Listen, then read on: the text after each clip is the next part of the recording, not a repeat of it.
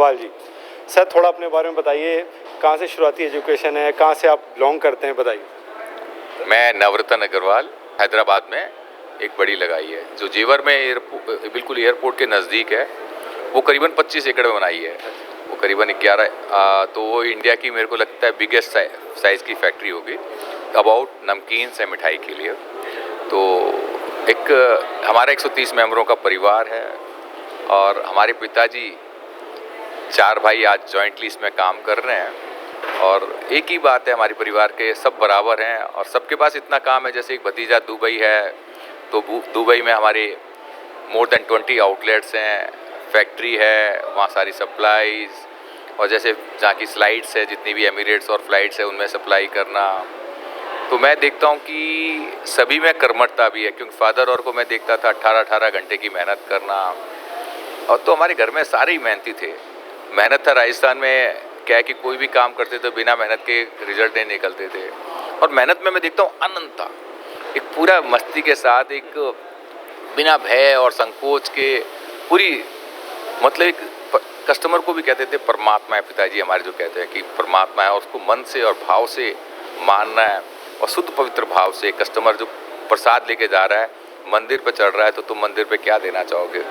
जो परम पिता परमात्मा, तो तुम्हें सब कुछ पैदा किया, जिसने सब कुछ खड़ा किया, और कस्टमर को भी तुम उसी भाव से देखोगे। क्योंकि हमारे देश जो है इसमें कितनी खूबसूरती है, नदी को भी पृथ्वी माँ, नदी देवी, तो हम प्रत्येक को देवी देवताओं के रूप में पूजते हैं, पेड़ों को भी पूजते हैं। तो हम, क्योंकि वो हमें एनर्जी देते हैं, हवा भी एनर्जी दे रहा है और पूरा आकाश भी हमें एनर्जी दे रहा है, सूरज भी एनर्जी दे रहा है, पूरा ब्रह्मांड हमें एनर्जी दे रहा है, पृथ्वी भी एनर्जी दे रहा है। तो सारी सब्जियां और उगती है, हम जिस पे रह रहे हैं, तो उसमें दुनिया भर के मिनरल्स, विटामिन जो हमारे शरीर के लिए ज़रूरी हैं वो मिलते हैं सब कुछ। और हमारा खाना पीना इसी से मिलता है। तो हम खाने पीने की लाइन से जुड़े हुए हैं।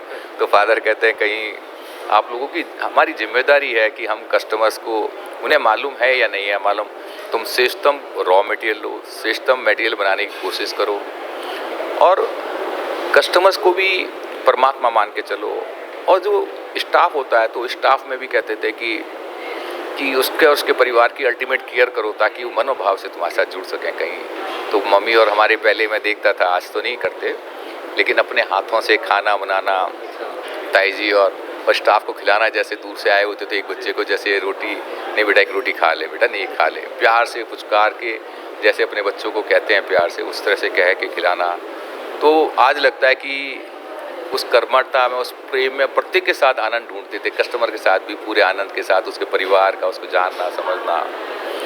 और जो डीलर्स होते थे, जो माल सप्लाई करते थे, उनके साथ भी एक अच्छा रिलेशन था। वो डेली कहते थे कि डेली पेमेंट ले जाओ भैया, नेक्स्ट डे मत करो, ताकि हमें क्लियर मालूम पड़ जाए, कहीं लॉसेस ना हो। आज की तारीख में हमने जो बच्चे बड़े हुए, पेप्सी के साथ डील किया या और लोगों से डील किया, तो रॉ मटेरियल में लैब बनाई, टेस्टिंग्स करी, और वर्ल्ड में कौन सा रॉ मटेरियल कहाँ बेस्ट आता है। फिर हम देखते थे कि जो हमारे मसाले हुआ करते थे, लौंग, जायफल, जावित्री, हल्दी, ये सब के सब एक औषधीज हैं, कहीं किसी चुनिंदा चुन के अप्लाई औषधीज हैं। और वही हम देखते थे कि आज की तारीख में सारे कोविड के टाइम में भी वही काम आ रहे थे, और आज की तारीख में हेल्थ में वो कोई इंग्लिश नाम दे के उसको कुछ और कह देते थे, लेकिन वही दादी माँ हमारे वर्षों से सब में खाने और में डाल के देती रहती थी। कोई फ्रूट्स वेजिटेबल के लिए प्यार से, दूध के लिए। तो वही आज की तारीख में हमारे, मैं जितने भी मसाले देखता हूँ, जितने भी दालें देखता हूँ, दालों में प्रोटीन्स पूरे होते हैं। इनमें मसाले और जो डलते हैं भुजिया और में जो गरम मसाले और होते हैं सभी में, उनमें सारे मसाले औषधीज हैं कहीं किसी प्रकार से। तो सर मैं जानना चाहूँगा, शुरुआती एजुकेशन कहाँ से ली आपने, और पर्टिकुलर इंडिया में कहाँ से आप बिलोंग करते हैं, आपका फैमिली? आप हमारी फैमिली बीकानेर से आई हुई है, राजस्थान की एक नगरी है जहाँ पे पानी बहुत हल्का होता है। और हमने एजुकेशन दिल्ली में स्टार्ट करी, और मैंने बीकॉम किया यहाँ से अपने पीजीडीवी कॉलेज से, ये श्रीनिवासपुरी में है। और उसके बाद में हमारे फादर और हम अपने बिजनेसेस में R&D, रिसर्च डेवलपमेंट, नई नई चीज़ों में हर जगह आगे आना, और फिर हम संस्थाओं में लग गए, तो अब हमारी संस्थाओं से और बहुत से जुड़ते चले गए। बीकानेर कब शुरुआत हुई, कब स्ट्राइक करा कि कुछ ऐसा करना चाहिए? हमारी बीकानेर तो करीबन 100 ईयर्स हो गए इस कंपनीज को। और ये बीकानेर से आए थे, तो यहाँ पे वहाँ पे लाल जी के नाम से, हमारे दादाजी के नाम से था, बीकानेर में आज भी है, वहाँ पे भी फैक्ट्रीज और हैं। हमने दिल्ली में आए तो फादर के ताऊ जी और ने कहा भाई इसका नाम है ना बीकानेर से स्टार्ट करना है, तो हमने फिर बीकानेर वाला नाम रख दिया। तो एक बीकानेर से है, तो उन्होंने कहा बीकानेर नाम का रोशन करो जो तुम मेहनत कर रहे हो। तो एक बीकानेर को गांव-गांव में, पूरे वर्ल्ड में एक बीकानेर का नाम को हमने, क्योंकि बीकानेर वाला एक सोच है, एक विज़न है, एक प्रेम है, मुझे लगता है कि अपनापन है, बीकानेर की खूबसूरती है, बहुत तब के बाद कोई चीज़ मिलती है।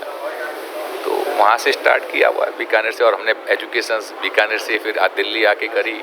और अब सारे बच्चे हमारे, मतलब बेटे भी पूरे इन्वॉल्व हो गए हमारे, बल्कि बड़े भाई साहब और के बेटे के भी बेटे, वो भी इस बिज़नेस में आ चुके हैं, इन्वॉल्व हो चुके हैं, उनकी भी शादी हो गई है। तो 130 मेंबरों का परिवार है, सब बराबर हैं और सब इसमें पूरी मेहनत से और शिद्दत से काम कर रहे हैं, और सब एक मस्ती से काम करते हैं। और कोई लिखा पढ़ी भी नहीं है कि हमारे बिज़नेस में कौन बड़ा है कौन छोटा है। सर एक और सवाल है, बहुत सारे यूथ ऐसे हैं जिनके पास अच्छे आइडियाज़ भी हैं और कुछ इन्वेस्टमेंट भी करते हैं, लेकिन फिर भी सक्सेस को पा नहीं पाते, तो थोड़ा कुछ मंत्र बताइए सक्सेस का, क्या ज़रूरी है इन चीज़ों सक्सेस को पाने के? एक्चुअल में क्या है कि फेल्योर नहीं होता। अगर आदमी पूरी शिद्दत से काम करता है तो क्या होता है, सफलताएं एक पड़ाव होता है। आप उसको फेल्योर बोलते हैं, कहीं वो फेल्योर नहीं होती, वो एक एक्सपीरियंसेस होते हैं। क्योंकि प्रत्येक जीवन में हम लोगों ने भी, सभी ने वो इसको एक काम करते हैं, कई बार चीज़ें 19 होती है, 21 होती है, तो काम करने में कोई ज़रूरी नहीं कि 100% सफलताएं मिलती है। तो उसको कहीं फेल्योर नहीं मानना चाहिए, किसी को भी हतोत्साहित नहीं होना चाहिए, बल्कि और डबल जोश जुनून के साथ में उनको काम करना चाहिए। उसको काम को समझने की ज़रूरत है कि मेरे काम में फाइनेंसिस में दिक्कत आ रही है, मेरे साथ लोगों में जो मैं टेक्निकल लोग हैं वो नहीं समझ पा रहा हूँ, मैं मार्केटिंग में कमी आ रही है, या क्या प्रोडक्ट में कमी है। क्योंकि सबसे पहले क्वालिटी होगी, प्रोडक्ट होगा, तभी आप करना चाहिए। वो आप सेटिस्फाइड नहीं हो तो लोगों को सेटिस्फाइड भी नहीं कर सकते। और फिर सबके टेस्ट अलग अलग होते हैं, सबकी क्वालिटी अलग अलग होती है, तो हमें उनकी बैलेंसिंग करनी पड़ती है कि किस टाइप के लोग ज़्यादा प्रीफर कर रहे हैं, किस प्रकार के लोग नहीं प्रीफर कर रहे। तो मैं तो एक ही बात कहूँगा, किसी को हतोत्साहित नहीं होना चाहिए और उसमें पूरी शिद्दत से उसको जानने की कोशिश करनी चाहिए, समझने की कोशिश करनी चाहिए, और मेहनत की ज़रूरत है। क्योंकि नेवर फेल्स, आप फेल नहीं हो, आप मेहनत कर रहे हो तो उसमें और मेहनत की ज़रूरत हो सकती है। आपने हो सकता है कि 1 हॉर्स पावर का इंजन लगा रखा है, हो सकता है 10 हॉर्स पावर के इंजन की ज़रूरत है, तो you have to multiply your times in 10 times and you have to interact with peoples. ऐसे लोगों से मिलो जो समझदार उन चीज़ों के बारे में जानते हैं, जिनको अनुभव है। और कई बात हमसे भी करोगे तो मेडिटेशंस और योगा पे बताते हैं, तो कई बार उन प्रोडक्ट के बारे में। सर मैंने सुना मेडिटेशन की क्लासेस भी देते हैं, थोड़ा जो फेलियर से डिप्रेशन में आ रहे हैं उनको थोड़ा टिप दीजिए। मेडिटेशंस फेल्योर कभी नहीं होता, वो खाली घबरा जाते हैं मन में। एक सीढ़ी चढ़ते हैं तो बीच में पड़ाव आता है तो उसे लगता है कि मैं सक्सेस नहीं हूँ, ऐसा नहीं है। वो भाग रहा है, सफलताएं मिल रही है, लेकिन एक समय लगता है। एक बीज डालते हैं तो उसके बाद पेड़ बनने में समय लगता है, तो बीज के बाद पौध बनती है, धीरे धीरे बनता है, तो उसमें एक समय लगता है। धैर्य रखने की ज़रूरत है, तो उस धैर्य को खोए नहीं और उसमें शिद्दत से काम करें। और मेडिटेशंस जो बात आप कर रहे हो, मेडिटेशंस का क्या मतलब समझते हैं हम लोग?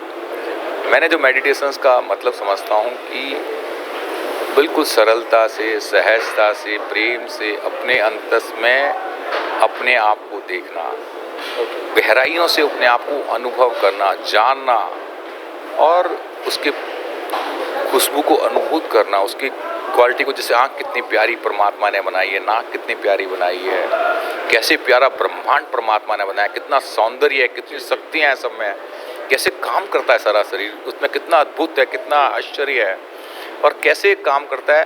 तो मेडिटेशंस अपने आप को एक जानने की एक अद्भुत कला है। अपने अंतस में अनंत एनर्जीज हैं। जैसे लाइट आ रही है तो उसके पीछे जो करंट बह रहा है उसको लोगों को नहीं मालूम। हम उसके आगे एयर कंडीशन लगाएं तो एयर कंडीशन चल पड़ेगा, पर जो चलाते हैं वो चल पड़ता है। तो हमारे अंतस में मेडिटेशंस के द्वारा अपने आप को निकालने में बहुत बड़ी सपोर्ट मिल पाती है, जो हमारे अंतस में, क्योंकि परमात्मा अपने बच्चे को परमात्मा से कम नहीं बनाता, और प्रत्येक बंदे को मुझे लगता है मेडिटेशंस ज़रूर करना चाहिए, उसके अनुभव को लेना चाहिए, क्योंकि वो ही ध्यान ही एक ऐसा है जो उसी टाइम आप उस परम शक्तियों के साथ धीरे धीरे अवगत कराने में सपोर्ट करता है। सर, जब बीकानेर की शुरुआत करी तो शुरुआती दौर में क्या क्या मुश्किलें आई, उसका आपने कैसे सामना करा और इस बुलंदी पर पहुँचे, थोड़ा बताइए तो जर्नी के बारे में। बीकानेर में दिक्कतें कह लो या एक एक्सपीरियंसेस कह लो और एक आनंद कह लो। तो मैंने फादर और को शुरू में जब आए थे बीकानेर से माल लेके आते थे, बल्कि अपने कंधों पे लेके जाना, रेडी पे चलाना, तो उनके मैंने चेहरे पे कभी वो मस्ती को कम नहीं देखा, उसके आनंद को कम नहीं देखा। पूरे मुस्कुराहट के साथ कस्टमर्स को देते थे, कभी थकते नहीं थे। सुबह जल्दी उठते थे, भुजिया और अपने हाथों से बनाते थे। तो लेकिन काम करते थे तो नेचुरल जगह नहीं थी, बीकानेर से आए थे, जगह नहीं थी, धर्मशाला में ठहरते थे। तो रिक्वेस्ट कर दी भाई धर्मशाला में जगह, पहले एक दिन के लिए धर्मशालाएं मिलती होगी, उनको महीनों लग गए होंगे जब तक कोई कमरा या दुकान नहीं मिली। तो उन्हें रिक्वेस्ट करनी, जगह नहीं थी, खाने के पते नहीं होते थे, लेकिन हतोत्साहित नहीं थे। बल्कि मैं देखता हूँ जितने ज़्यादा लोग कर्मठ होते हैं, जितने घंटों कर्मठ होते हैं और उस मस्ती में काम कर रहे होते हैं, वो उतने आनंदित लोग होते हैं। जो खाली बैठा होता है, आलस्य है, एक लगता है नेगेटिविटी है, वो मृत्यु है, तो उसमें आनंद नहीं हो सकता उसमें कभी किसी प्रकार से। तो आज भी फादर को मैं देखता हूँ कि सबको प्यारे, कोई छोटा सा फंक्शन होता है, सबको बुलाना, फ़ोन करना कि तू आया नहीं, आजा बेटा, कहाँ पर है, क्या है, आया नहीं। सबको मतलब ए टू जेड घर के सब मेंबरों को बुलाना, अपने सारे दोस्तों को बुलाना, छोटे फंक्शंस को भी वो सबको बुला के बड़ा कर देते थे। और उनमें बड़े प्यार के भाव होते थे, बिना खिलाए आज भी किसी को नहीं भेजते थे, तो आज भी नहीं भेजते।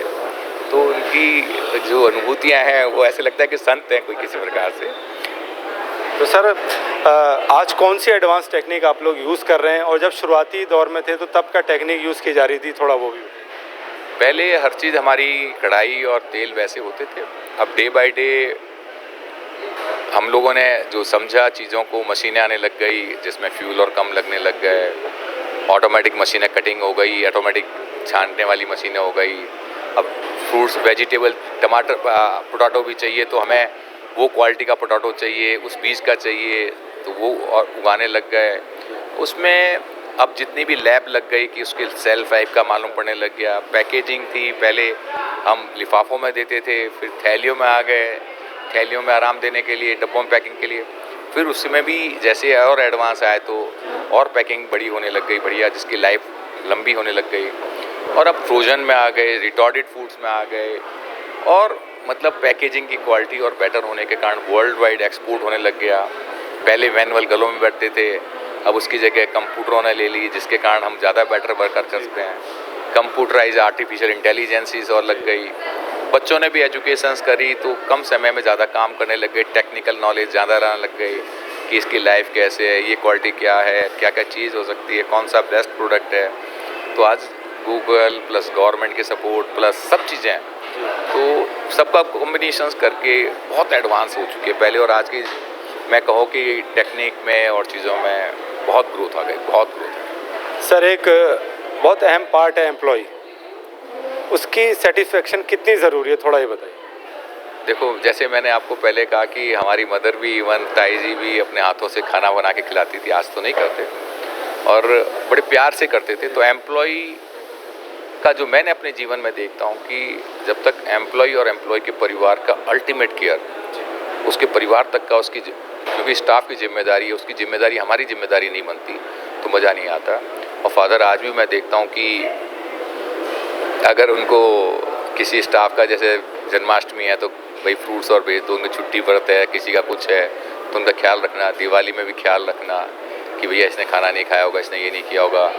तो जब तक हम उसका और उनके परिवार का अल्टीमेट केयर नहीं करेंगे और फिर हमें ऐसा स्टाफ अपॉइंट नहीं करेंगे या उनको ट्रेनिंग का पार्ट ऐसा नहीं देंगे कि वो बेस्ट काम कर सके, अपनापन बन के काम कर सके, तो कभी भी निखार नहीं आ सकता। क्योंकि आपको रिप्रेजेंट आपका एक टीम करती है, आपका स्टाफ करता है, वो भी एक पार्ट ऑफ द फैमिली बनता है।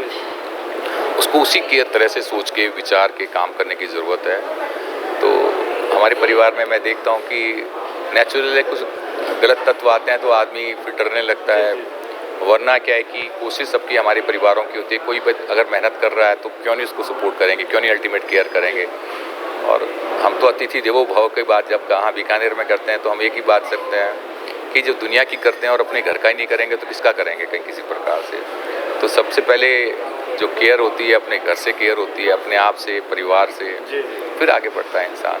तो ये हमारे परिवार के सबसे नज़दीकी अंश हैं जो हमें रिप्रेजेंट करते हैं, हमारे को करते हैं। तो हमें उनकी निखारने के लिए, उनको प्रेरित करने के लिए उनके घर का अल्टीमेट केयर करना है।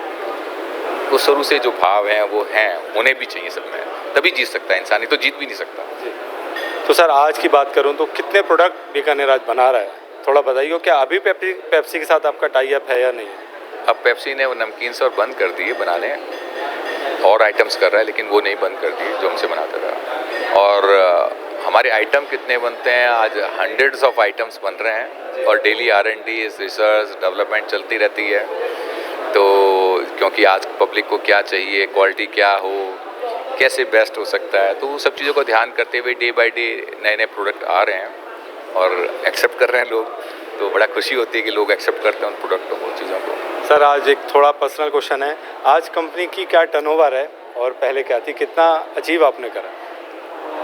देखो पहले तो टर्नओवर नेक टू नेक हुआ करती थी, आज हमारी अप्रॉक्सीमेटली 2000 करोड़ के आसपास की टर्नओवर्स हो गई। तो और डे बाई डे भाग रहे हैं और ऊपर भाग रहे हैं। तो हमें लगता है कि जल्दी पूरे वर्ल्ड में एक बीकानेर का नाम जिस हिसाब से भाग रहे हैं, तो बल्कि अच्छा नाम होगा। और एक अच्छे भाव भी देके जा रहे हैं, एक संस्कार भी, क्योंकि इतना बड़ा परिवार और सब में अपनापन और कोई लिखा पढ़ी नहीं होना। और हम मेडिटेशंस और भी कई कॉलेजों में, स्कूलों में अनुभव भी कराते हैं, कॉर्पोरेट में भी करा देते हैं। तो एक खुशी मिलती है, अपने आप को भी खुशी मिलती है, और वहाँ पे लगता है कि हम समाज को कुछ अपने अपन दे पा रहे हैं। तो सर आज के टाइम में बीकानेर का कौन कॉम्पिटिटर है, और उसको आप और बीकानेर को बेहतर बनाने के लिए और क्या आप और चीज़ें यूज़ कर रहे हैं या अपना रहे हैं, बताइए। कॉम्पिटिटर कोई नहीं है, कॉम्प्लीमेंट्स हैं। एक्चुअल में क्या है कि प्रत्येक इंसान हमारा एक कॉम्प्लीमेंट्स है, कोई कॉम्पिटिटर नहीं होता, जो मुझे लगता है। कॉम्प्लीमेंट्स इसलिए कहता हूँ कि कोई भी एक बंदा रिसर्च करता है तो दूसरे उसको अडॉप्ट करते हैं, धारण करते हैं, तो उससे उसको ग्रोथ मिलती है, उसकी अच्छी चीज़ें सब अडॉप्ट कर करके हम अपने आप को बढ़ाते हैं कि भैया कैसे हम कस्टमर्स को और श्रेष्ठ। उनमें हमारी डेवलपमेंट नहीं, हमारे जितने भी दूसरे सहयोगी हैं उनकी भी डेवलपमेंट, हमारी टीम की डेवलपमेंट, सभी की डेवलपमेंटों के कारण हम डेवलप डे बाय डे करते हैं। ऐसा ही नहीं है कि आज इंडिया नहीं, वर्ल्ड की जितनी भी चीज़ें बेस्ट टू बेस्ट होती है, हम उनको धारण करने की कोशिश करते हैं कि कौन सी चीज़ क्या हो रही है वर्ल्ड में। क्योंकि आज पिज़्ज़ा देखें तो वर्ल्ड वाइड से आए हुए हैं, डोसा और ये साउथ इंडिया से आए हुए हैं, ढोकला और अपने गुजरात से आए हुए हैं, राजस्थान की कचौड़ी समोसा और राजस्थान से हैं, रसगुल्ला और Bengal, everything is from different area. और वहाँ की टीम को हम बुला के उनके साथ काम कर रहे हैं। तो वो कॉम्प्लीमेंट्स हैं, कोई कॉम्पिटिशन नहीं है हमारा उनके साथ में। जितने भी हैं, जैसे मारुति और मर्सिडीज़ हैं, तो मारुति कोई मेहनत करती है तो मर्सिडीज़ को मिल जाती है। जितनी मर्सिडीज़ ने डेवलपमेंट करी होती है, मारुति भी कहता है मैं भी अपनी गाड़ी में सस्ती में भी वो सब चीज़ें दे दूँ किसी प्रकार से। तो एक हमारा रीजनेबल रेट पे बेस्ट टू बेस्ट प्रोडक्ट देने का हमेशा टारगेट रहा है कि मैं अपने कस्टमर्स को कहीं श्रेष्ठतम चीज़ें दूसरा बनाता है तो कॉम्पिटिशन नहीं होता, बल्कि कॉम्प्लीमेंट्स होते हैं। हम एक दूसरे के भाई हैं, सीधी बात है। सर पब्लिसिटी कितनी ज़रूरी है और आप उसको कैसे करते हैं पब्लिसिटी अपने प्रोडक्ट की, थोड़ा बताइए। हमारे पब्लिसिटी के लिए देखो ज़रूरी तो इसलिए है कि कोई नई नई जगह खुलती है दुकानें, उसको अवेयर करने में समय लगता है। तो पब्लिसिटी होती है तो जल्दी अवेयरनेस हो जाती है। आजकल सोशल मीडिया में और जगह से अवेयर हो जाती है, थोड़ी बहुत एडवर्टाइजमेंट्स और कोई कर देते हैं। तो अवेयरनेस जैसे लोग आते रहते हैं तो लोगों के जैसे जैसे कदम बढ़ते हैं तो लोग टेस्ट करके जाते हैं और चीज़ करते हैं। एम्बियंस अच्छा लगता है तो एक जाता है तो 100 जनों को और कहता है, एक पार्टी करता है तो 100 लोगों के बीच में पार्टी होती तो वो और 100 को कहता है। तो ऐसे बढ़ता चला जाता है कारवां। पब्लिसिटी में हम लोगों का बजट थोड़ा सा हाथ टाइट रहता है, हम कम करने की कोशिश करते हैं। तो हमें लोग कहते हैं पब्लिसिटी के लिए, हमने कहा इतने ब्रांड्स हमारी सभी जगह मेन जगह आउटलेट है तो हमारी सभी जगह सब जानते भी हैं, अवेयरनेस भी बहुत हो जाती है। नए नए आउटलेट्स और खुलती है, नई चीज़ें खुलती है, तब लोगों को ज़रूर मालूम पड़ना चाहिए और थोड़ी बहुत एडवर्टाइजमेंट्स हो तो एक अच्छा रहता है। सर यंग एंटरप्रेन्योर के लिए कुछ बताना चाहेंगे, बताइए। यंग एंटरप्रेन्योर आज बहुत कुछ कर सकता है। थोड़ी तेज़ी की जगह समझदारी से समझने के काम में ज़्यादा ध्यान देना चाहिए, सरलता से, प्रेम से, काम में मज़ा आना चाहिए। कमाने का जो लक्ष्य होता है ना कि मेरे को श्रेष्ठ काम करना है, उसका लक्ष्य होना चाहिए। जब श्रेष्ठ काम होगा तो पैसे और अपना आप मिलने लगते हैं। एक रीजनेबल मार्जिन्स होता है, श्रेष्ठ काम होता है। कौन नहीं चाहेगा हॉनेस्टी के साथ काम हो। अगर हम सोचते हैं कि किसी को मालूम ना पड़े, हमारी गलत कमिटमेंट्स, गलत चीज़ें हैं, वो हमें नुकसान देती है बल्कि फ़ायदे की जगह। जेन्युइन कमिटमेंट्स हों, सही चीज़ें हों, लॉजिस्टिक और सभी पैरामीटर्स में बहुत ध्यान से देखने की ज़रूरत है। जो प्रोडक्ट में डील कर रहे होते हैं उस प्रोडक्ट के बारे में ज़्यादा से ज़्यादा जानने की कोशिश होनी चाहिए, उसको अनुभव करने की कोशिश होनी चाहिए, उसको ट्रायल करना चाहिए, फिर उसको मार्केट में देना चाहिए। तो यंग एंटरप्रेन्योर्स को थोड़ा धैर्य रखना चाहिए, क्योंकि बहुत तेज़ी में होते हैं, बहुत जल्दी प्रॉफिट्स की बात होती है। तो और कई बार मैं कहता हूँ कि लोगों के साथ पहले मिलके काम करा हुआ होता है तो उनको अनुभव होते रहते हैं कि जो पहले एक्सपीरियंसेस लोग हैं उनके साथ काम कर रहे होते हैं, तो उतार चढ़ाव की जगह जगह उनको मालूम पड़ता रहता है कहाँ उतार आ रहा है, कहाँ चढ़ाव आ रहा है, कहाँ पे लोग क्या लाइक कर रहे हैं, नहीं लाइक कर रहे हैं। तो कहते हैं ना, पहले एक बार नौकरी कर लेते हैं, जो एक्सपीरियंसेस ले लेते हैं, एक्सपीरियंस वर्ड जो है। और अपने ही अगर बिजनेस में है तो अपने फादर और के बिजनेसेस को बहुत ध्यान से देखने की जरूरत है। मतलब कहते हैं ना, आजकल होशपूर्वक जीना, जागरण होना चाहिए जीवन में। अगर वो उनके अंदर तत्व हैं तो कहीं मात नहीं खाएगा कहीं किसी प्रकार से, क्योंकि होश है, जागरण है, देख रहा है, समझ रहा है कि हाँ ये समय लगता है, लगेगा। तो मुझे अभी पैसे नहीं है तो मैं अपने पे बर्डन ना दूँ, इंटरेस्ट और के बर्डन ना लूँ, खर्चे कोई किराए और की जगह में हमारे अपने खर्चे पर्सनली थोड़े से, जब नई चीज़ लगा रहे हो तो आपको पूरी ताकत उसी में लगा देनी चाहिए, वरना आपने अपनी ताकत, एनर्जी अपने और जगह लगा दी तो वहाँ नहीं सफल हो पाओगे।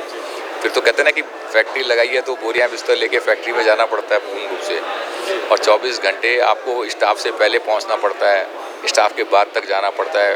तो कहीं कमांड आपको संभालनी पड़ती है, आप ही मैनेजर होते हो, आप ही वर्कर होते हो, आप ही समझदार होते हो, तो गाइडलाइन लेनी भी पड़ती है और गाइडलाइन देनी भी पड़ती है। एज ए नवरत्न अग्रवाल की मैं अगर बात करूं तो बिज़नेस के बाद और वो क्या करना पसंद करते हैं, क्या कौन सी फिल्म देखना पसंद करते हैं, कैसे गाने सुनना पसंद करते हैं, क्या खेलना पसंद करते हैं, थोड़ा दर्शक तो बताइए। मैं देखो जी, मैं एक जीवन को कहता हूँ, जीवन इतना प्यारा, सौंदर्य, शक्तियों से और आनंद से, इतना अपनापन से महसूस भरा हुआ है।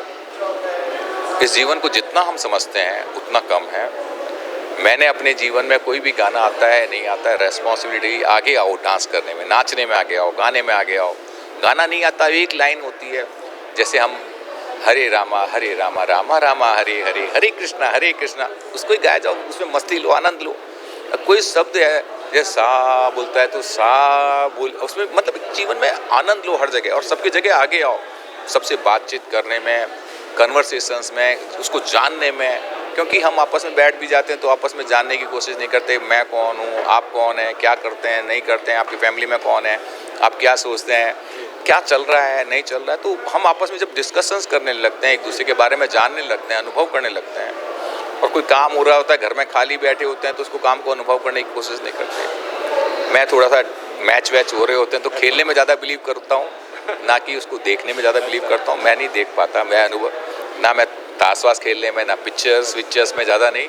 कभी कभार सालों में एक आध बार कोई भूले बैठ के किसी फैमिली में बहुत ज़्यादा इंटरेस्ट क्रिएट कर दिया, क्या चलो चलते हैं पिक्चर, लेकिन कोई मतलब जो हमारे जीवन को बदलने में हमें सपोर्ट करती है, जो हमारे समय को सपोर्ट करने में काम करती है, तो उस फिल्म को देखना चाहता हूँ मैं। अदरवाइज़ जो खाली टाइम किलिंग करने वाली चीज़ होती है तो नहीं। एंड एंटरटेनमेंट के रूप में भी करते हैं कि एंटरटेनमेंट आज की तारीख में जीवन में ज़रूरी है। तो खेल में, कूद में, कोई भी हो, आगे आने के, गाने हो, नाचना वाचना हो, सब में आगे आके जिम्मेदारी लेके हर काम में आगे बढ़ता हूँ। और अदरवाइज़ मेडिटेशंस मेरे लिए सबसे ज़्यादा अपना प्रिय है। कई बार कॉलेज यूनिवर्सिटी वाले बुलाते हैं तो जब खाली होते हैं तो वहाँ भी चले जाते हैं स्पेयर टाइम देके। तो मैं समझता हूँ कि वहाँ जब कहते हैं तो एक्सपीरियंसेस नए नए इतने होते हैं, तो उनकी अनुभूतियाँ हर बार अलग अलग होती है, हर बार नया लगता है कि जीवन की रूप बदल रहे हैं, और नए नए लोगों से मिलना होता है, तो उनसे मिलना और अच्छा लगता है। एक आखिरी सवाल सर, बीकानेर का फ्यूचर टारगेट क्या है, क्या करना चाहते हैं भविष्य में, थोड़ा बताइए। बीकानेर का हमारा फ्यूचर टारगेट एक ही है कि हम अपने परिवार को और बड़ा करते चले जाएं। बड़ा करने का मतलब है कि हमारी एक प्रेम है, एक बीकानेर एक विचार है, एक भाव है, और सिस्टम वर्किंग है। उसी सिस्टम वर्किंग के साथ हम आपस में मिलके इस काम को इंडस्ट्री जहाँ जहाँ ज़रूरत है पूरे वर्ल्ड वाइड फैलाएँ, और वर्ल्ड वाइड ये नमकीन्स, मीठा लोगों को उनकी कसौटी में पूर्ण करते हुए हम श्रेष्ठतम प्रोडक्ट लोगों को दें, उनकी हेल्थ का ख्याल करते हुए कि भैया ये आज की तारीख में वहाँ का एटमॉस्फेयर ये है, वहाँ के हिसाब से कौन से फूड्स अच्छे रह सकते हैं, किस टाइम में कौन सा फूड, वेजिटेबल्स फूड्स और कौन सा अन्न और हमें खाना चाहिए। तो वो चीज़ों का हम ध्यान करते हुए वर्ल्ड में एक लोगों के लिए ज़्यादा प्रिय, ज़्यादा स्वादिष्ट, ज़्यादा एंटरटेनमेंट्स, तो एक नयापन के साथ में, क्योंकि नई पैकेजिंग, नया गिफ्टिंग, तो आज जैसे दिवाली और के टाइम में हम खूब चलते हैं, ड्राई फ्रूट्स में भी बहुत आ गए हैं, कुकीज़ बिस्कुट्स में भी बहुत आ गए हैं, चॉकलेट्स में भी आ गए हैं और सभी प्रकार के खानों में हम आज की तारीख में आगे आ गए हैं और लोग एक्सेप्ट भी कर रहे हैं प्रत्येक आइटम्स को, तो बड़ा अच्छा लग रहा है। और हम यही कोशिश कर रहे हैं कि इसको और नई नई टेक्नोलॉजी, नए नए सिस्टम्स, वर्ल्ड के और जो बेस्ट फूड्स हैं जिनको हम समझते हैं और नई नई डेवलपमेंट्स हम इसमें करें ताकि इसमें और बेटर वे में वर्क। बहुत धन्यवाद हमसे बात करने के लिए। तो ये थे नवरत्न अग्रवाल जी, जिन्होंने अपनी सक्सेस स्टोरी बताई और वो मंत्र बताया जिसके ज़रिए से आप भी अपने जीवन में सफलता को हासिल कर सकते हैं। अगले एपिसोड में फिर मुलाकात होगी, तब तक के लिए देखते रहिए वी नेशन न्यूज़।